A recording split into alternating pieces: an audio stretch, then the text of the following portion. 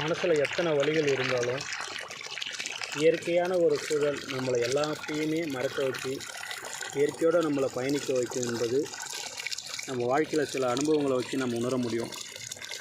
அப்படி தான் இந்த காலை பொழுதை இவ்வளோ ஒரு அமைதியான சூழலில் இயற்கை சூழல் நிறைந்த இந்த இடத்துல நான் இப்போ உணர்ந்துக்கிட்டு இருக்கேன்.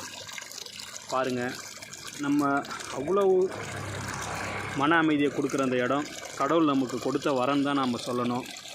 கண்ணு கட்டின தூரம் வரையிலும் பச்சை பசேர் என்று இருக்கிற பயிர்களும் அதை வெண்மையாய் மாற்றிக்கொண்டு இருக்கிற பனித்துளிகளும் அவ்வளோ அழகாக இருக்குது.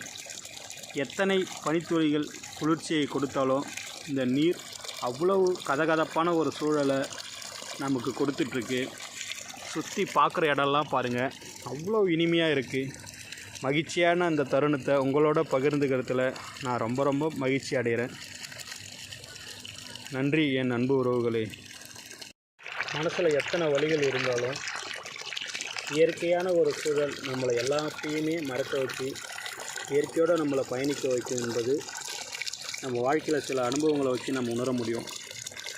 அப்படி தான் இந்த காலை பொழுதை இவ்வளோ ஒரு அமைதியான சூழலில் இயற்கை சூழல் நிறைந்த இந்த இடத்துல நான் இப்போ உணர்ந்துக்கிட்டு இருக்கேன்.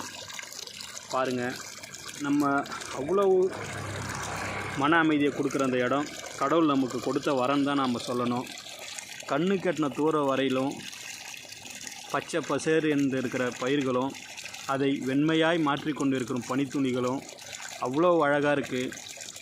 எத்தனை பனித்துளிகள் குளிர்ச்சியை கொடுத்தாலும் இந்த நீர் அவ்வளவு கதகதப்பான ஒரு சூழலை நமக்கு கொடுத்துட்ருக்கு.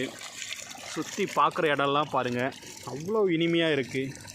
மகிழ்ச்சியான அந்த தருணத்தை உங்களோட பகிர்ந்துக்கிறதுல நான் ரொம்ப மகிழ்ச்சி அடைகிறேன்.